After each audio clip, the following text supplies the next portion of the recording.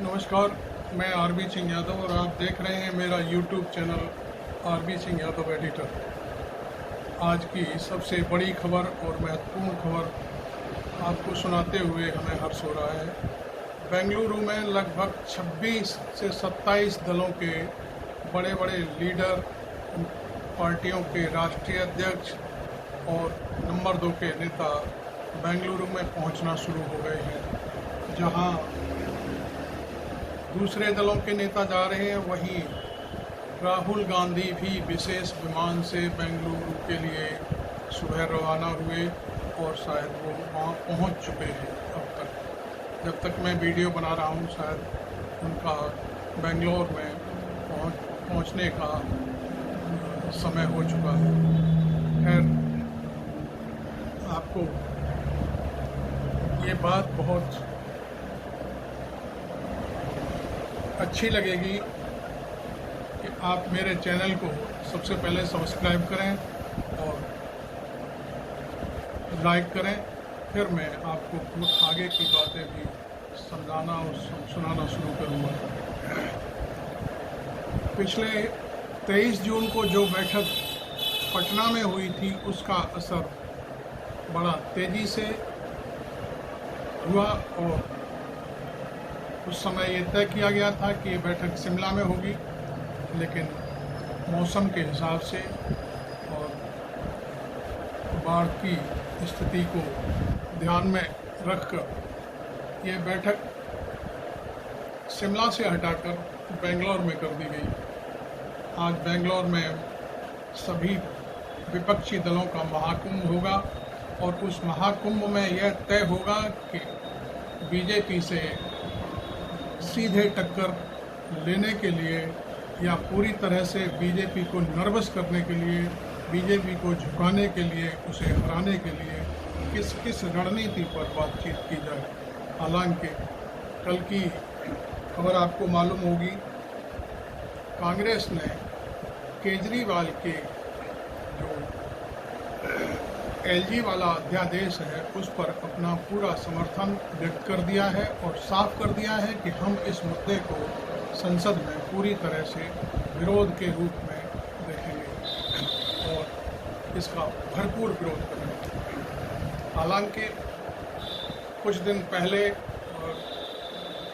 कहने का अर्थ, पटना की रैली में अरविंद केजरीवाल ने साफ किया था कि कांग्रेस को अपनी स्थिति साफ कर देनी चाहिए इस अध्यादेश पर। तो कल कांग्रेस ने पूरी तरह से इसको साफ कर दिया। अब मैं समझता हूँ कि सारे दल एकजुट होकर पूरी तरह से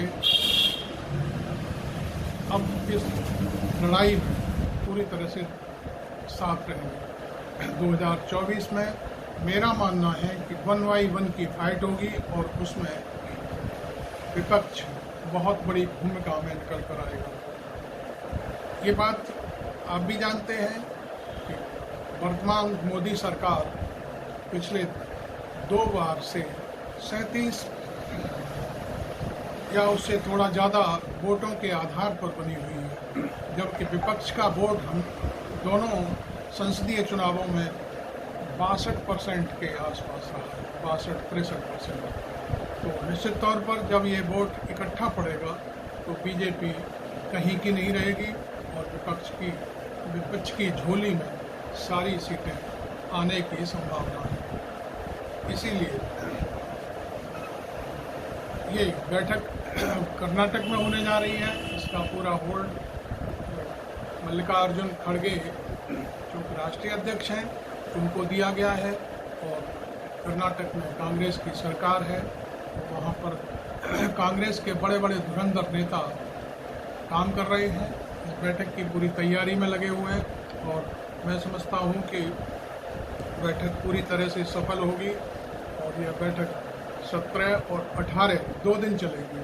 इसमें बहुत बड़ा मंथन होगा किस तरह से अपनी रणनीति पर बात करनी है। वीडियो थोड़ा लंबा हो सकता है मेरे एनालिसिस के हिसाब से, आप उसको पूरा देखिए और शेयर भी कर लीजिए और सब्सक्राइब भी कर लीजिए। इस तरह सारी जो स्थितियां सामने आ रही हैं उसमें सबसे बड़ा प्रदेश है उत्तर प्रदेश। तो अखिलेश यादव और कांग्रेस के बीच बहुत बड़ी कोई सहमति बनी है। और इस बीच मैं समझता हूँ कि 80 सीटों का प्रदेश है, तो इसमें पूरी तरह से इन 80 सीटों पर बीजेपी का सफाया करने की रणनीति बनाई जाएगी। कुछ एक सीट छूट भी जाए, लेकिन यहाँ तक होगा कि किसी को अपनी जिद पर नहीं अड़ना है। यदि जिद पर अड़ा गया तो फिर सारा खेल खत्म। अभी तक जो भी चीज़ यूपी में सामने आ रही है, उसमें मायावती अभी तक थलग थलग पड़ी हुई है, क्योंकि वो कोई काम की बात होती है तो वो सीधे सीधे बीजेपी को समर्थन करती हुई दिखाई दे जाती है। इसलिए मैं समझता हूँ कि अब की बार जनता को समझाना है। अब सारी बात सामने आती है मुद्दों की। जो बैठक होने जा रही है उसमें मुद्दे उठाए जाने हैं। सबसे बड़ी बात महंगाई की, सबसे बड़ी बात बेरोजगारी की, सबसे बड़ी बात हिंसा फैलाने की। उसमें बहुत सारी चीज़ें हैं।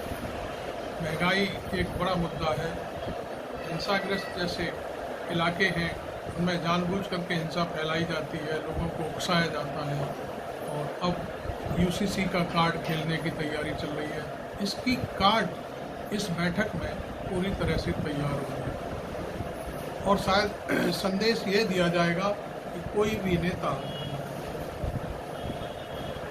महंगाई और बेरोजगारी और जो बीजेपी मुद्दे लेकर 2014 में, और भ्रष्टाचार भी उसमें बहुत बड़ा मूल कारण होगा, इन मुद्दों को लेकर के मैदान में आई थी। अब तक उसने इस मामले में क्या किया? दूसरा, जो सरकार की एजेंसियां हैं उनका जो दुरुपयोग हो रहा है, वह भी एक बड़ी बात है। पार्टियों को तोड़ने का काम किया जा रहा है। विपक्षी दलों के नेताओं पर छापे मारे जा रहे हैं। ईडी और इनकम टैक्स, अब तक जो देखा गया है उसमें 98% विपक्ष के और इक्का दुक्का लोगों को, दूसरे लोगों पर छापे मारे गए हैं। लेकिन अभी तक कुछ एक चीज़ों में ही उन्होंने कार्रवाई की है। जैसे दिल्ली के मनीष सिसोदिया भीतर हैं, हालांकि वो अभी चार्जशीट दाखिल कर दी है, जबकि सीबीआई उनके घर गई थी तो सीबीआई ने मना कर दिया था कि उनके घर पर कुछ भी नहीं मिला है। लेकिन अब वो इस समय जेल में क्यों हैं, यह एक बड़ा सवाल है। दूसरी चीज़, राहुल गांधी की सज़ा, 2 साल की सज़ा मानहानि पर किसी पर कोई टिप्पणी कर देना, ये कौन सा कानून है? तो सबसे ज़्यादा सज़ा सुना दी जाए और उन्हें संसद से बेघर कर दिया जाए, उन्हें उनका घर भी खाली करा लिया जाए जितना जल्दी हो सके। हालांकि इस मीटिंग में बहुत सारे सवालों पर चर्चा होगी और उन सवालों को ध्यान में रखकर सभी को जिम्मेदारियां भी सौंपी जाएंगी। जहाँ तक मेरा मानना है कि खड़गे बहुत ही सुलझे हुए एक राजनेता हैं, वो शायद पूरी जिम्मेदारी के साथ सबसे साथ मिलकर काम करेंगे। आप देख रहे हैं मेरा YouTube चैनल, इसे सब्सक्राइब करें, लाइक करें, शेयर करें और फॉलो भी करें।